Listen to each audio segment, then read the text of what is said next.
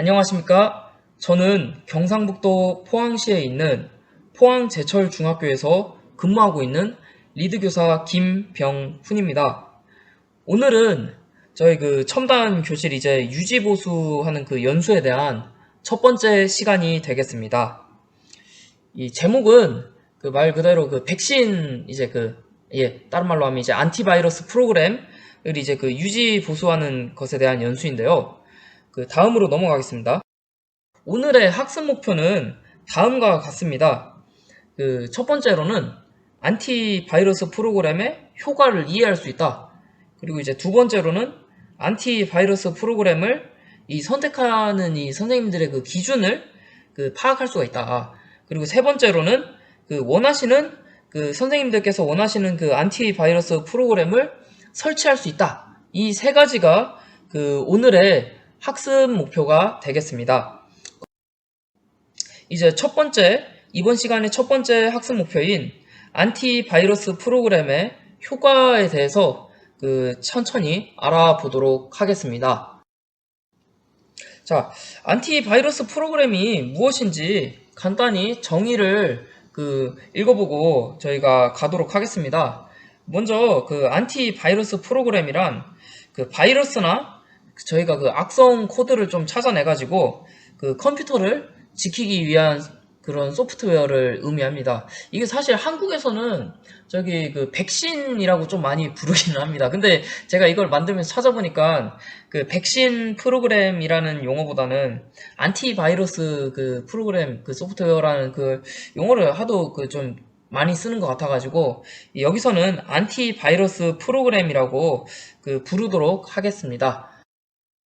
자, 우리가 사용하는 이 컴퓨터들은 화면으로는 보이지 않지만 이 화면 뒤에서는 많은 프로그램들이 뒤에서 움직이고 있습니다. 이 안티바이러스 프로그램 역시 이 뒤에서 움직이면서 이 가진 효과로는 정상적이지 않은 프로그램이 작동하고 있는지 감시하는 이러한 실시간 보호 기능이 있겠습니다. 자, 이러한 프로그램이 작동하면서 이 외부에서의 허용되지 않은 침입이나 내부에서의 정보 유출을 이제 서로 막기 위한 방화벽 기능이 있겠습니다. 이러한 것들은 악성 프로그램들이 먼저 작동하기 전에 이것을 사전에 차단하는 기능을 하겠습니다. 자, 다음 세 번째로는 광고나 이제 정보를 이제 빼내어 가게 되는 애드웨어나 이제 스파이웨어에 대한 감지 기능 등을 가지고 있겠습니다. 이러한 프로그램들을 사용하지 않는다면 학교에서 쓰는 그런 컴퓨터에 있어가지고 학생들이 만드는 이제 개인 이제 활동물이나 결과물이나 아니면 학생들이나 이 선생님들의 개인 정보가 유출되거나 또 이제 다른데 악용될 이런 가능성이 있으니까 웬만하면 이제 사용하시는 편이 좋겠습니다. 다음으로 넘어가시면 두 번째로는 학습 목표인 안티바이러스 프로그램을 선택하는 서로 다른 이런 기준에 대해서 알아보도록 하겠습니다. 자, 많은 저희 안티바이러스 프로그램들이 존재합니다. 마치 바이러스나 이런 것들이 엄청 많이 존재하는 것처럼 또 막으려고 이런 프로그램들이 많이 존재하는데 이러한 프로그램들 가운데서 선생님들께서 학교에서 사용하실 프로그램을 고르실 때에는 나름의 선생님들만의 기준을 가지시고 운용을 하셨으면 좋겠습니다. 먼저 첫 번째로 제가 제시할 안티바이러스 프로그램을 고르실 때의 기준은 먼저 가벼움이 되겠습니다. 이거 빛이 아닙니다. 이거 가벼움입니다. 이 컴퓨터가 사실 제일 좋은 걸 사용한다면 좀 예산이 엄청 넘쳐가지고 제일 좋은 걸 사용한다면 사실 안티바이러스 프로그램 역시 좀 묵직하고 좀 잘 돌아가는 것들 이런 걸 사실 신경 쓸 필요가 없습니다. 근데 학교에서나 현장에서나 이렇게 컴퓨터나 기자재를 운영하다 보면 제일 좋은 걸 사용할 수는 없고 어느 정도의 적당한 성능, 적당한 가격 선에서 사용하게 될 것입니다. 이러한 기준에서 결국은 그 컴퓨터가 사용하는 이런 자원을 좀 고려해가지고 그 선택을 하셔야 되겠다 하는 생각이 좀 들고 있습니다. 그 안전한 컴퓨터 좋지만 너무 무거운 그 좀 용량이나 무거운 그런 자원을 많이 소모하는 그걸 좀 무거움이라고 합니다. 예, 무거운 안티바이러스 프로그램을 구동했을 때는 오히려 그 컴퓨터를 이제 수업이나 다른 이제 프로그램들을 학생들이 이제 프로그램을 운용할 때 좀 버벅이거나 좀 느리기 때문에 적당한 자원을 소모하는 안티바이러스 프로그램을 그 선생님들께서 그 찾으셔서 운용하시기를 바라겠습니다. 다음으로는 성능입니다.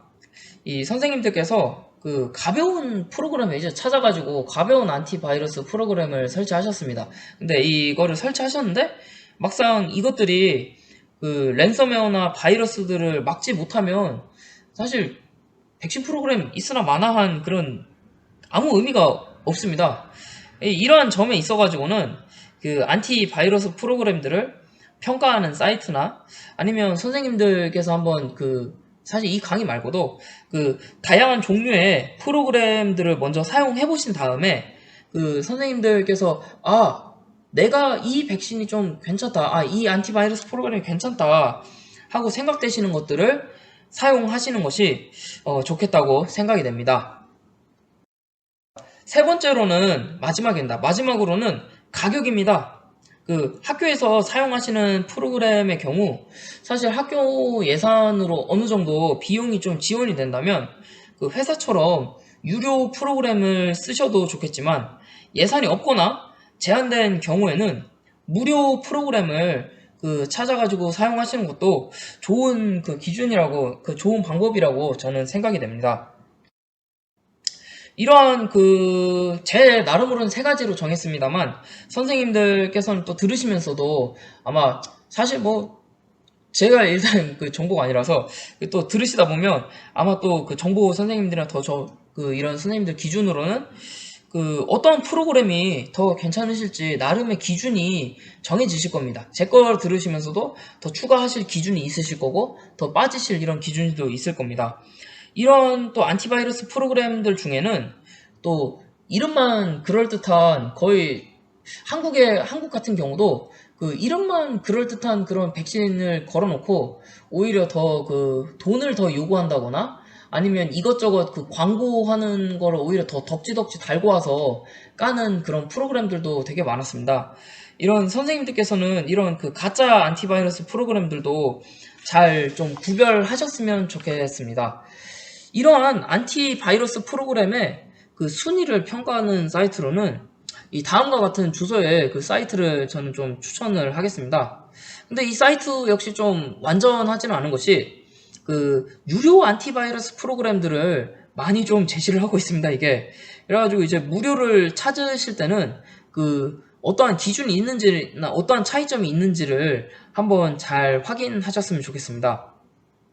근데 이러한 사이트 기준을 차치해가지고 볼 때는 저는 먼저 그 마이크로소프트의 그 윈도우 디펜더를 먼저 추천을 하겠습니다. 개인적으로는. 왜냐면 이게 사실 먼저 학교에서 그 이제 교실에서 이제 사용하시는 컴퓨터의 경우 그 기본적인 그 설치 프로그램 외에는 이제 또 학생들이 또 뭐 활동이나 이것저것 하면서 만드는 결과물들이나 이런 파일들이 있을 겁니다.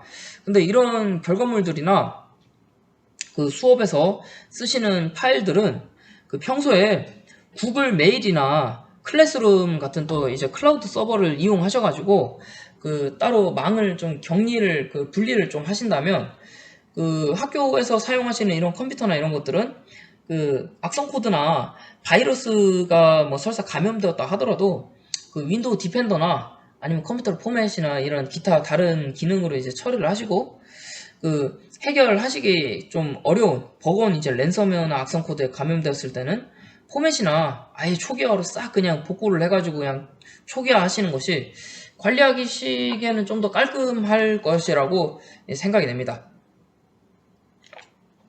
물론 윈도우 디펜더 역시 이게 단점이 있습니다. 가장 좀 기본적인 안티바이러스 프로그램이라 그런지 그 악성 코드를 제작하는 해커들이나 이런 좀 악용하는 사람들이 가장 먼저 좀 이걸 뚫을 수 있는지 테스트를 해보기도 합니다.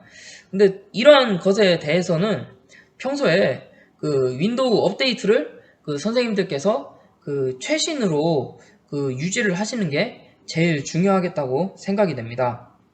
그리고 제가 이제 이 다음 파트에서 소개할 것으로는 백신 프로그램들이 많기는 한데 이것 중에서 저는 그 개인적으로는 어베스트라는 그 프로그램을 추천합니다.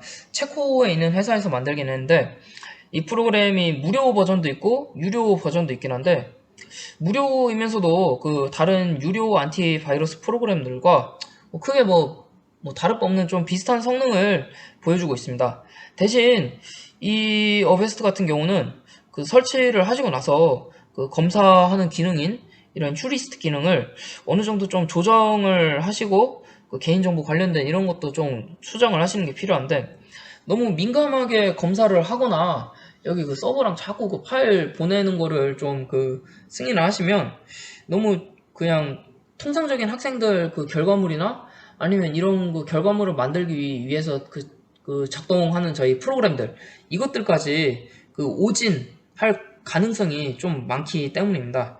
이 어느 정도만 좀 관리하면 이것 좀 괜찮은 거라 생각돼가지고 그리고 사실 제가 그렇게 많이 좀 그 안티바이러스 프로그램들을 많이 써보지는 않아가지고 이 다 사실 이런 이 AV 테스트 이런 사이트에 나오는 프로그램들을 제가 다 써봤으면 이게 선생님들께 아 이거는 뭐가 좋고 이걸 딱 이렇게 좀 개인적인 이런 기준을 가지고 설명을 할 수 있겠는데 제가 이렇게 좀 많은 백신 프로그램들을 안 써봤고 그리고 또 이게 모든 백신 프로그램들을 다 소개하다 보면 그 시간이 모자랄 것 같습니다. 그래가지고 몇몇 개만 선정한 점에 대해서는 그 여기 과테말라 선생님들께서 좀 넓은 마음으로 그 이해를 해 주셨으면 감사하겠습니다. 그럼 다음으로 넘어가도록 하겠습니다. 자, 세 번째로 그 선생님들께서 그 선택하신 그 안티바이러스 프로그램을 이제 설치하는 거를 이제 간단하게 알아보겠습니다. 먼저 저는 그 어베스트라는 그 안티바이러스 프로그램을 설치하는 것을 예시로 들겠습니다. 무조건 선생님들께서 그 어베스트를 설치하라는 것은 아닙니다. 대신 그 선생님들께 그 알맞은 프로그램을 설치하는 것이 목표가 되겠습니다. 먼저 그 구글이나 뭐 선생님들 켜신 그 학생들이나 그 첨단 교실에 설치하시려는 그 컴퓨터에 그 어베스트 홈페이지에 접속을 하겠습니다. 언어는 영어도 되긴 하는데 스페인어도 가능합니다. 언어는 이 스페인어로 하셔가지고 일단 한번 보시면 되겠습니다. 그리고 이 다음으로는 그 백신 설치 아이고 다시 하겠습니다. 그 안티바이러스 프로그램 그 설치 파일을 컴퓨터로 내려받도록 하겠습니다. 이 따로 뭐 체크하는 게 나오는데 이건 체크하셔가지고 그 설치 파일을 그 보이시는 그 뭐 바탕화면 경로나 이런데 설치해 일단 받아두시면 되겠습니다. 자 그리고 이 다운로드 받으신 이 프로그램을 실행하겠습니다. 최초 창에서 보시면 그 추가 프로그램을 설치하는 것과 이제 그 설정하는 것들이 나오는데 이거 하면서 사실 어베스트 말고 다른 프로그램들도 그런데 좀 이것저것 그 잡다한 걸 좀 깔라고 좀 많이 설치를 하라고 하는 것들이 좀 나옵니다. 대신 근데 선생님들께서 여기서 좀 그 신경 쓰셔야 될 것은 그 백신 안티바이러스 프로그램 그 외에는 다른 프로그램들은 설치하시지 않으시고 오직 그 안티바이러스 프로그램만 설치하도록 하겠습니다. 이 설치를 완료를 하시고 나면 이 창이 하나 뜰 겁니다. 어베스트 같은 경우에는 그 무료판의 경우 그 아마 이메일 등록을 일정히 하시면 그 뒤에 아마 그 계속 무료 사용을 가능하도록 아마 뜨는 거라서 이걸로 아마 신청하시거나 아니면 그 어베스트나 다른 백신 프로그램들도 아마 몇몇 개가 있기는 할 텐데 저희 그 학교나 그 이제 그 회사가 아닌 이런 그 공공의 이익을 위한 이런 기관들은 아마 따로 여기 사이트에 신청을 하시면 아마 어느 정도 그 몇 개의 회선이나 몇 개의 그 컴퓨터 관련해가지고는 그 공짜로 그 이용을 할 수 있게 아마 지원하는 것들이 아마 있을 것입니다. 이것들을 한번 잘 확인하셔가지고 하시면 되겠습니다. 자, 다음 이 중간에 한번 근데 이 어베스트가 계속 이 설명을 하겠습니다. 어베스트 같은 경우에는 그 설정 창에서 개인 정보와 관련된 이런 설정을 좀 변경을 하겠습니다. 이 어베스트 같은 경우는 사실 다른 프로그램들도 좀 그렇긴 합니다. 이게 무료판의 경우는 그 안티바이러스 프로그램들을 그 컴퓨터에서 사용하면서 생기는 오류나 정보들을 수집을 합니다. 사실 안티바이러스 프로그램 자체가 이게 완벽한 것은 아니니까요. 모든 완벽한 게 있으면 그 회사 것만 쓰겠지만, 예, 회사나 이 사람들도 그 사람들이 쓰면서 이런 정보 같은 거를 수집을 하고 또 이러한 정보를 기반으로 해가지고 그 더 좀 완벽하게 그 방어를 하려는 이런 프로그램을 갖추려고 하는 거니까요. 근데 이런 거에 대해서 좀 찜찜하신, 사실 저도 좀 찜찜한 입장이라 좀 이런 것들을 많이 꺼놓기는 합니다. 그래가지고 이러한 것에는 설정들을 선생님들께서 유지를 하셔도 괜찮지만 웬만하시면 그 이러한 설정들은 그 꺼두시는 것도 좀 괜찮다고 저는 생각이 됩니다. 다음으로 또 넘어가시면 여기에 보시면 그 추가로 그 파일 선생님들이 그 학생들이나 이제 교실에서 쓰는 컴퓨터에 관해 가지고 받으시는 이런 파일의 평판에 따른 감시 기능 등의 설정도 있습니다. 그러니까 예를 들어 이제 뭐 사이트에서 파일 같은 걸 받으시면 파일을 딱 확인하는 게 파일의 특정 그런 해시값이나 그런 것들이 있습니다. 이거를 또 판단해 가지고 그 이걸로 딱 그 조회를 해서 얘가 좀 이제 상태가 안 좋은 파일이다, 얘는 괜찮은 파일이다, 이런 걸 판단하는데 이런 설정 역시 선생님들께서 판단을 하셔가지고 그 설정을 그 켜두셔도 되고 켜두시지 않으셔도 될 것 같습니다. 다음으로는 이제 모든 설정을 완료하시고 나셔서 그 바탕화면 오른쪽에 보시면 그 안티바이러스 그 공급자 창이 원래 다들 조그맣게 뜰 겁니다. 그 이거를 창을 열어보시면 그 안티바이러스 프로그램 그 공급자가 여기 그 어베스트 안티바이러스 이렇게 이 이름 나오는 것처럼 그 변경되는 거를 확인할 수가 있겠습니다. 자, 저는 그 윈도우 디펜더를 사용하는 법에 대해서 알아보도록 하겠습니다. 다른 안티바이러스 프로그램을 그 제어판에 있는 앱 제거해서 완전히 삭제를 하시고 그 앱 다시 이제 그 컴퓨터를 재부팅을 하시거나 하시면 그 윈도우에서는 이런 안티바이러스 프로그램이 다른 것이 없는 것을 인지를 하고 그 윈도우 디펜더를 사용하고자 할 것입니다. 이제 윈도우 디펜더의 경우 그 보안 업데이트를 자주 해주시는 것이 핵심입니다. 사실 다른 안티바이러스 프로그램들도 핵심이긴 한데 이 어베스트 역시 이 좀 더 어베스트가 아니 그 안티바이러스 프로그램이 쓰는 이 윈도우 디펜더 역시 최신 버전을 항상 그 유지해 주시기를 바라겠습니다. 자, 간단히 오늘 그 제가 설명을 해드린 것을 요약을 하자면 그 먼저 안티바이러스 프로그램을 선택할 때는 그것이 그 선생님들께서 사용하시는 이런 컴퓨터의 자원을 적당히 소비하는지, 너무 덜 소비하는지 뭐 이런 건 모르겠지만 적당히 소비하는지와 실제로 효과가 있는 프로그램인지, 그리고 선생님들께서 사용할 수 있는 그 비용 내 프로그램인지를 확인하시면 될 것 같습니다. 그리고 두 번째로는 선생님들께서 이제 설치하신 이런 그 안티바이러스 프로그램을 설치하셨다면 그것이 최신 버전을 유지하고 있는지와 그 바이러스를 탐지하는 이런 민감도나 아까 이야기한 그 휴리스트 그거입니다. 그 또 기타 개인정보 관련한 설정에 대해 가지고 알맞게 설정하신 다음에 사용을 하셨으면 좋겠습니다. 오늘은 그 첨단 교실에서 이제 안티바이러스 프로그램을 사용하는 법에 대해서 그 간단하게 알아보았습니다.